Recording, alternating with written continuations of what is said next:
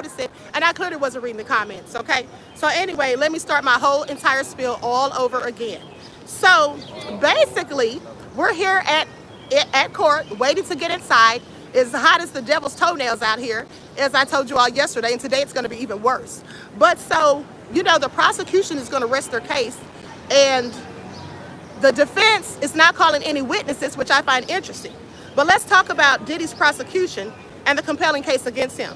Now, they say the prosecutors in New York are set to rest their case in the weeks-long federal trafficking racketeering case of Sean Diddy Combs. Okay, we know he's been accused of a myriad of things, and he's also been accused of using his power and his influence and all of that as the leader of a business empire, they say, to facilitate the trafficking of women and conceal his crimes. Now, Mr. Combs has admitted to domestic violence, and we know that he admitted to that when he did the apology to Cassie, okay? But he's pleaded not guilty, and I told you all that I absolutely think that he was overcharged. I went over the verdict sheet last night, and we all gave our opinions, those of you in the chat as well as myself, and I just don't think that they have proven many of the charges against him. Now, I think they did prove the bribery. I think they did prove the trafficking of Cassie, but not necessarily Jane Doe, okay? And with that all being said, a lot of those things, and the arson, specifically, they didn't prove the arson because nobody was ever arrested, and Kid Cudi was not able to prove that Diddy was the one who in fact came to his home and blew up that car, or that Diddy had someone to do it, okay?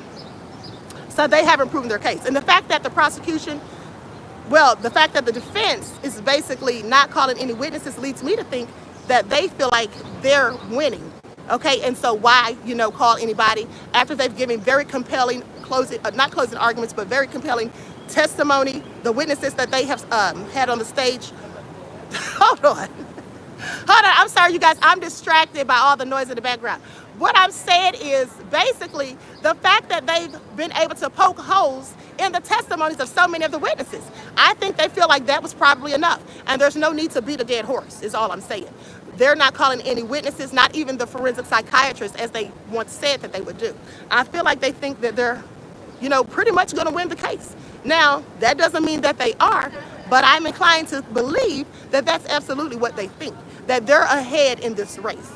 Okay, now prosecutors, meanwhile, called on more than 30 witnesses, including Mr. Combs' ex-girlfriend, musician Cassandra Ventura, and as well as rapper Kid Cudi, okay, who once dated Ventura.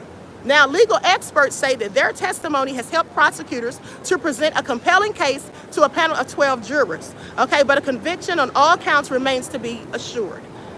So, here's the thing. The trafficking of Jane Doe, well, the reason I feel they didn't prove that is because Jane Doe seems like she was very complicit. She also did a freak off with another rapper. So I find that interesting. And a lot of people are split with what they think. They feel like the prosecution did prove their case. Some people feel they didn't. And I think the jurors may possibly be just as conflicted as we are. I don't think it's a slam dunk.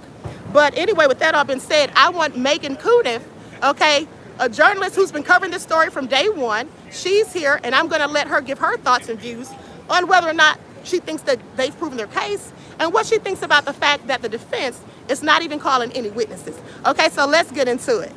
Hi, everybody. Hi, everybody. Thanks for having me on. It's good to be in New York. I was glad to see the trial in person. And, you know, it's going to be interesting. I feel like out of all the racketeering conspiracy cases that I've covered, this seems like the loosest, like has like the most chance, maybe, of not getting convicted. But it's hard to say. I think prosecutors are going to say that they've, with all the testimony from the employees, that they've shown organization here. But I'm not sure if Cassie and Jane really provided like the victim testimony that they needed. And what's so interesting is that before trial started, prosecutors had big plans, and they were going to call all these other bad acts witnesses. They had like 4 or 5 people who were going to testify about being assaulted by Diddy, but it's not in the indictment. And the judge actually limited them to only 1. But now they're not even calling that one person. So you just wonder like what's going on behind the scenes of the case. And another thing I think is interesting is these videos that we've heard so much about and such a big deal about the freak-off videos. Jurors are actually seeing, they've seen more of the videos from Diddy's lawyers than they have from prosecutors. Prosecutors lawyers have started out showing clips here and there, and then in cross-examination, Diddy's lawyer gets up and shows more of the clips and kind of acts like she's the one providing more context. So I thought that was a good move. I mean, the fact that he's not calling witnesses, I mean, I figured he would call some people, but I didn't really know. So they must just think that their case is coming well through cross-examination and that they don't need to risk putting anyone on the stand. But it's going to be a long way from the verdict for sure. I absolutely agree with you on that, Megan. Now, what do you think about how Nicole Westmoreland and Brian Steele specifically were able to, poke holes in the stories of many of the witnesses? Some of them may have absolutely been telling the truth, but they made them look like they might have been lying. I thought they were really good, and as somebody who who just followed the trial from the transcripts, they're the lawyers that are like the easiest to understand, and you can tell that they're the best at like talking to the jury. The other lawyers are so into the legal weeds and stuff, they forget that it's just like 18 regular people sitting in the jury box. 12 people gonna decide, and it seems like Brian Steele and Nicole Westmoreland, that you always know what their point is when they're doing this and the way what they're getting at. I think some people have criticized Brian for like the way they're attacking the victims, but it's like, what else do you have here? That's right. They can make up text messages. They just have to work with what Diddy gave them to work with on the defense, and you can tell they're like really doing it. So, Exactly. Nicole, I think he'd be pretty screwed without and Brian. I mean, who knows? I don't know if it just necessarily means that they're going to be able to get him acquitted, but just in terms of like trial lawyers talking to a jury, Nicole and Brian are the best ones. Now, with that being said, Megan, now if Diddy is in fact convicted, what do you think their chances of getting, a win on an appeal? It seems like they would say that it's good, and I'm not sure what the issues are. Like that juror thing came up, but it seemed like the judge thought it was pretty well within his rights to strike that guy from the jury pool. So I'm not sure if he gets convicted, if that would be like the issue that he takes today. But he definitely has a good lawyer. Like the attorney who's going to argue his Rule 29 acquittal motion today, which is really standard. Like anytime the prosecutor, They said it's a little hard to hear you. Anytime the prosecutors close their evidence, the defense always moves for acquittal and says they didn't prove their case. So Right. the judge isn't going to grant it, but it's still going to be really interesting to hear it. And she's a really good attorney. She represents him on a lot of civil cases too. So he made a good move with her. So she's going to, and she'll probably do the appeal for him too. So. Right. And now with that all being said, I feel like a lot of these motions, like the three motions for the mistrial, as well as them, arguing about the juror being dismissed, they are going to use all of that upon appeal. Yeah, I think we'll see all that. Like sometimes you see like one or two like main issues on appeal, but then they do the kitchen sink where they like include everything else too. So Right. Yeah. Absolutely. Yeah. Well, I appreciate your thoughts, Megan. And So much. it's going to be hot out here like it was yesterday. Now, let me ask you one more question. What do you think about yesterday? Because I feel like them reiterating the same text messages, the same, and then they show the sealed information with the videos that we aren't privy to. So we're sitting there in silence while the jurors and the judge and everybody else is listening. And it was just boring. It was giving snooze fest. And I saw a lot of people actually seem like they were just so disinterested, including some of the jurors. Yeah, and they didn't seem to be, because a lot of the texts were old, but I don't think all of them were old, but they didn't really seem to be differentiating, and there was no explanation about why we were hearing text messages we already heard. So Right. I don't wonder if the jurors are just going to think the prosecutors are desperate. Exactly. That's what it's given, right? Yeah. That's kind of what it's given because they keep going over the same thing we've heard for like at least 3 different times. Yes. Yeah, And I still don't know why they do that. They just want to make sure they get everything in evidence, but why? I don't even know why they're allowed to repeat stuff like that. Right. Yeah. And another thing I thought was interesting was how the prosecution was objecting to some of the things that when Mr. Brian Steele was doing the cross, and Tina Garagos as well, they were objecting to things that had already been said. Yeah.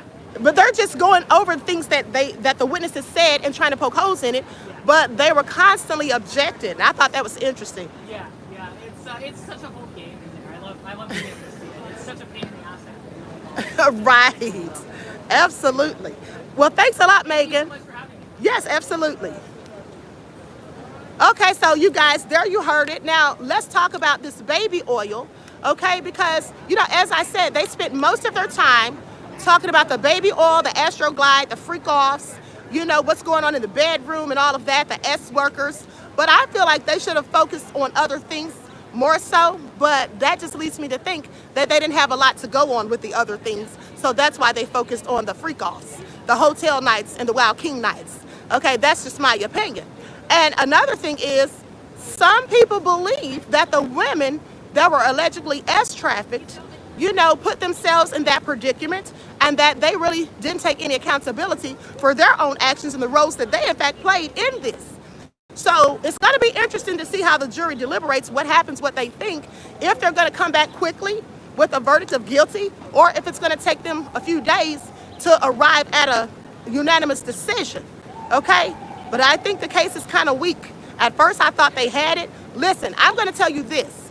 Before I got here, when I was just sitting at home reporting on this, looking for the latest updates from Megan Kuhn of CNN and Inner City Press, I felt like Diddy's going down. Okay, Diddy's going down. They got him. They got all the elements for the RICO. But now sitting here in the courtroom, watching everything unfold, I have a different feeling. I don't think that they have proven their case beyond a reasonable doubt. People still have doubts. And all they need is one juror to not agree with what they've put out there. So we'll see. It's going to be real interesting. I hope today is nowhere near as boring as it was yesterday. With that all being said, everybody looks like they're heading into the line. So I'm going to conclude this broadcast. Okay, I hope you all enjoy the rest of this day. I'll be out to give you some updates later. And until next time, beloveds, each one teach one. That's how we grow and thrive. Do something productive, constructive, but never destructive. And always remember to keep the Most High first in your lives.